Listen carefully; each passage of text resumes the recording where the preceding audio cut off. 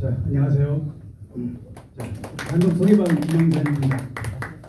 요즘 코로나 때문에 많은 강의도 없고 또 이렇게 모여서 하는 그런 세미나 같은 것이 거의 없는데, 우리 여기 계신 분들은 우리 초공투가 좋아서 오셨는지 아니면 재테크를 하기 오셨는지 모르겠지만 아마 죽음을 무릅쓰고 생사를 무릅쓰고 코로나의 그러한 악 영향을 헤쳐나가고 여기 오신 것에 대해서 환영을 합니다.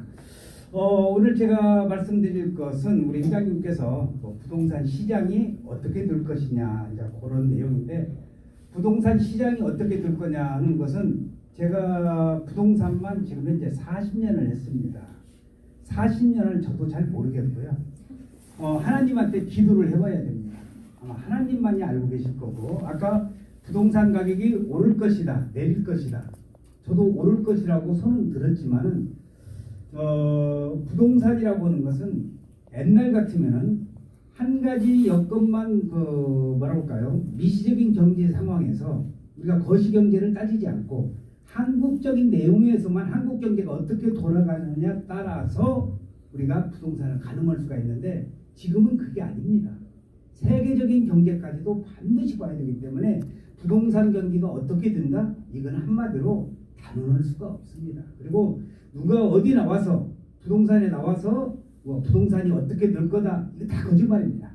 내가 여기서 지금 오늘 얘기하는 것도 혹시 거짓말일지도 모르겠지만은, 제가 이런 전망을 안 하는 이유가 가장 큰 것이 제가 큰 실수를 했습니다. 1997년도에 세계적인 경제 상황이 안 좋은 상황에서 우리나라에 뭐가 왔었죠? IMF. 그때 당시에 여러분들이 부동산은 10년 주기설이 있었어요.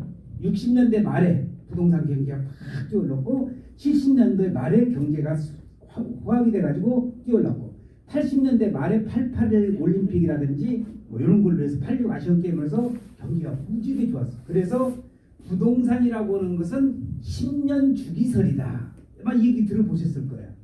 그러면 97년도에 와서 98년도에 와서도 10년 주기설에 의해서 무조건 부동산 가격이 오를 것이다, 그런 매일경제에다가 제가 이제 기고를 했고, 저뿐만이 아니고 100명이면 100명 전부가 다 부동산 경기가 상향 조정할 것이다, 가격이 오를 것이다 했는데, IMF 올지 누가 알았어요? 아무도 몰랐잖아. IMF 가지고 부동산 가격 폭락을 해버렸잖아요. 그래서 그와 마찬가지로 부동산 경기를 한마디로 판단한다는 것은 조금 어려운 얘기고, 그리고 지금 40년을 했다고 하지만은 지금 강남의 아파트 가격, 아까 우리 이정수 회장님도 양주 쪽의 가격이 많이 오른다고 말씀을 하시는데, 전국이 솔직히 미쳤습니다. 특히 아파트 가격은, 아니 땅값이 얼마고 건축비가 얼마인데 강남의 아파트가 30평대가 무슨 32억이다, 30억이다, 35억이다. 이거 젊으신 분들이, 오늘 새로 오신 젊으신 분들이 오셔서 참 이 말씀 저도 기분이 좋지만은 여기 계신 여러분들은 어떻게 생각하실지 모르겠지만은, 이건 결국은 우리 50대 60대 세대가 지금 잘못하고 있는 거예요. 우리 제가 자식이 36이거든요. 내 큰애가. 그런데 우리 자식들한테 이게 잘못하면 뭔 잘못이냐? 아무리 일해봤자 30억? 이거 벌기 힘들어요.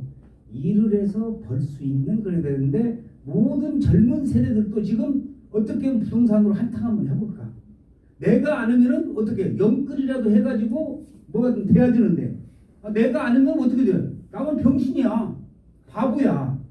그렇기 때문에 이러한 투기의 조작이 많이 일어나고 있는데, 한마디로 그렇습니다. 지금 여러분들께서도 이제 우리 초공투도 부동산 투자고, 여기에 오신 분들도 부동산 투자를 하시면서 어떻게 보면 새로운 정보, 부동산 정보, 리얼에스테이트 이스 정보는 곧 돈입니다. 인포메이션. 그래서 부동산 정보를 어떻게 하면 빨리 알아가지고 투자의 폭을 넓히려 하는 것도 좋기는 하겠지만은, 우리가 너무 물질 만능주의 시대에 들다 보니까, 자, 그래서 오늘 제가 이정수 회장님 말씀을 드려서 몇 가지만 간단히 말씀을 드리겠습니다. 작금의 부동산 시장은 방금 말씀드렸다시피 아파트 가격 너무 올랐습니다. 토지도 마찬가지로 너무 올랐습니다. 가장 우리가 부동산이라고 하는 것은 우리 에린 학생이 부동산학과에 있으니까 우리 민법 99조가 부동산의 정의가 나와 있습니다. 부동산이란 정의. 부동산이란 뭐다? 움직이지 않는 자산. 움직이지 않는 그것도 맞는 말인데 민법 99조에는 그렇게 안 나와 있어. 부동산이란 토지와 정착물을 말한다. 땅이 근본이야. 토지가. 정착물이라는 건 뭐냐? 우리가 지금 여기서 와인 마시는 것도 정착물이고 이 강의 끝나고 나면 집에 가셔서 여러분들이 편안히 누울 수 있는 아파트, 주택, 상가, 오피스텔 이게 다 뭐예요? 정착물입니다. 그래서 가장 이제 부동산의 근본은 토지라고 얘기할 수가 있는데 자 토지 시장이 지금 여러분들이 알다시피 토지 오면은요 서울 강남에도 토지가 있고 지리산 저기 무주구천동에도 토지가 있습니다. 그럼 똑같은 토지야. 토지의 땅값 이건 비교가 안 됩니다. 그래서 땅값이 오를 것이다. 그리고 땅값이 어디에 오를 것이냐. 저한테 가장 많이 전화 오는 게 이렇습니다. 제가 지금 경기도 용인시와 안성을 중점적으로 지금 하고 있는데 용인시 땅값이 얼마나 됩니까? 평당 가격이? 이런 질문 수없이 많이 옵니다. 그럼 왜 나는 뭐라고 대답하는 줄 알아요? 남대문 시장 가가지고 옷값이 얼마냐고 한번 물어보세요. 똑같은 얘기입니다. 무슨 얘기냐? 넌 남대문 시장 옷값 물어보면 잘 몰라. 땅도요. 용인시 땅도 도로가 얼마만큼 접혀져 있고 향후 개발 계획이 어떻게 돼 있고 우리 토지용 계획 확인해 보면 용도지역이 딱 나옵니다. 국회법상 용도지역에서 계획관리가 뭐고 보전관리가 뭐고 생산관리가 뭐고 우리가 상업지역이 뭐고 주거지역이 뭐고 도시지역 중에서도 땅마다 자연녹지가 뭐고 이런 용도지역이 정부에서는 다 구분했기 때문에 그것마다 틀려. 도로가 얼마큼 접근할 틀리고 땅값은요 임야 가격이 또 다 틀립니다. 그러니까 예를 들어서 용인시 처인구 원산면 109번지 땅값은 어느 정도 갑니까? 그러면 내가 정확히 말씀드릴 수가 있어.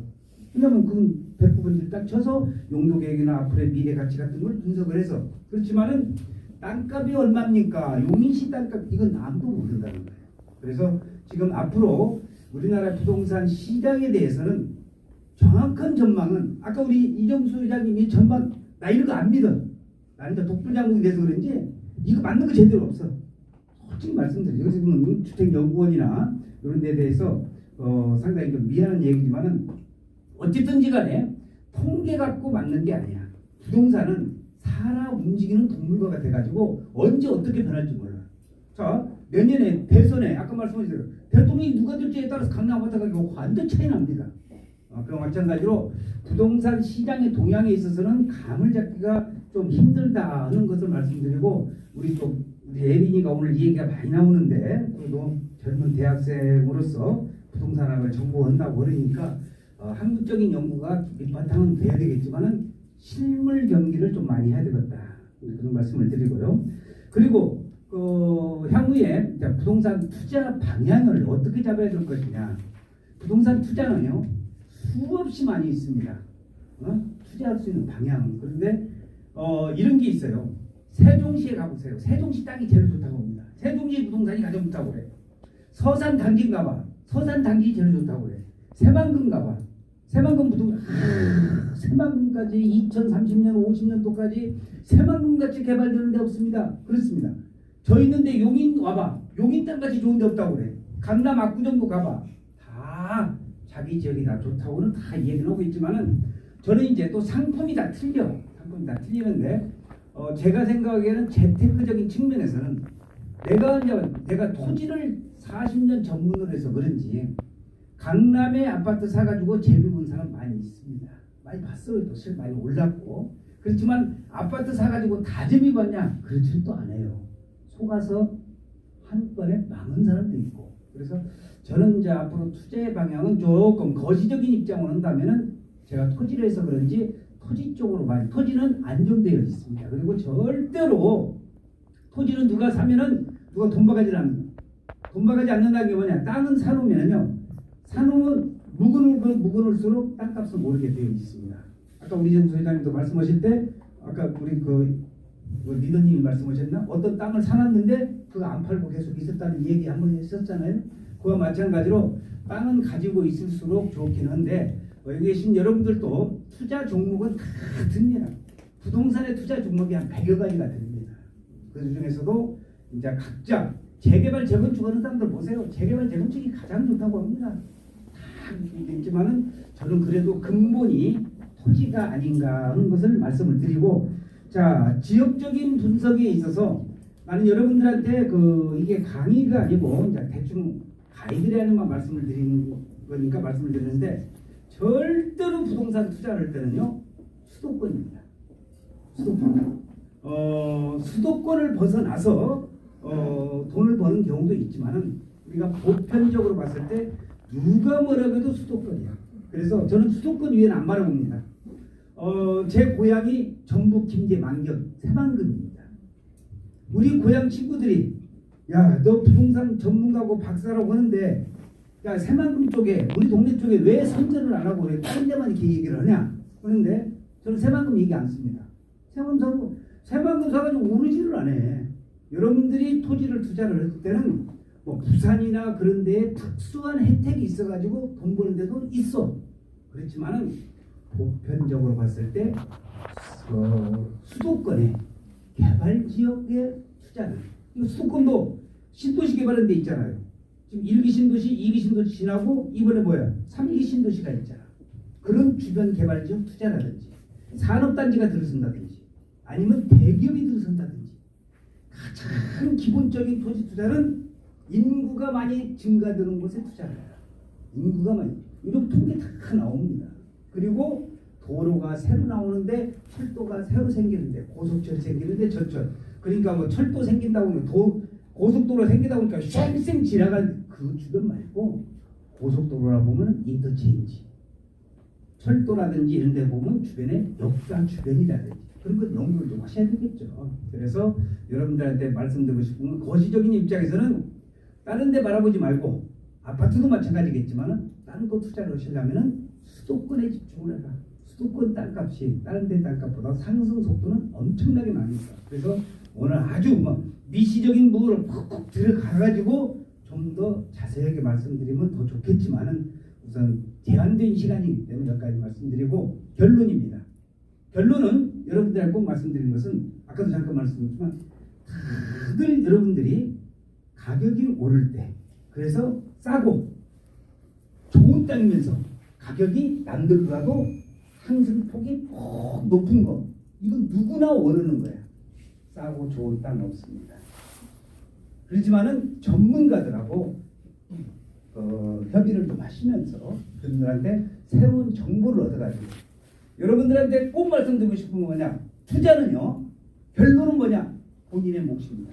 남 탓지 마세요. 본인이 결정하는 것이야.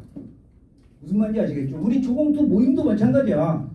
자기가 좋아서 투자를 해놓고서는 왜 뒤로 살살 빼냐 이 말이야. 같이 투자를 할 때 우리 조공투는 절대적인 원칙이 있습니다. 싫으면 안 오면 돼. 강요 안 해 누가.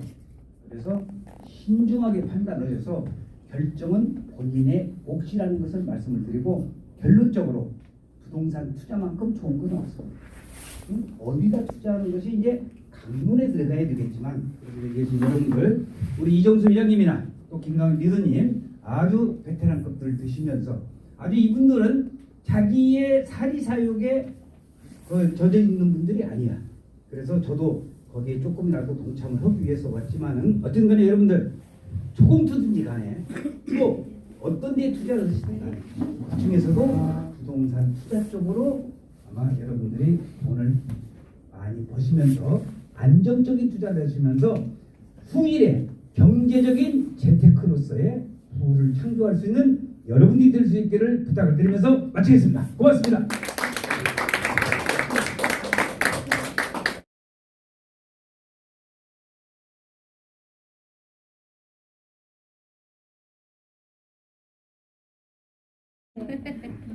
현재 그 부동산 시장을 보면 지금 금리 인상이나 아니면 대출 규제 뭐 이런 걸로 지금 부동산 시장이 많이 어렵고 투자하기도 힘들잖아요. 근데 또 이 저희 또 힘든데 또 이 상황을 저희가 감히 예측하기에는 솔직히 되게 어렵고 또 이제 보면 또 여러 공공기관에서는 또 내년 부동산 시장이 상승할 거라고 예측하는 발표도 냈고 또 너무 부동산 값이 상승하다 보니까 기대 심리가 사람들이 높아지면서 이제 쉽게 하락하지 않을 거라는 의견들도 많더라고요. 근데 또 여기저기서 미분양 소식도 최근에 들려오고 있고 그러면서 또 하락할 거라고 보는 시각들도 있는 거 보니까 팀장님으로 해주시기로 하신 이준영 부장님이 오늘 꿀팁을 좀 하나 드린다고 했거든요. 길게는 부장님 좀 안 되고 좀 짧게 말씀 좀 해주세요. 꿀팁이 될 수도 있고요, 아닐 수도 있어서 소개를 그렇게 해주셨는데요. 편하게 와인 즐기시면서요.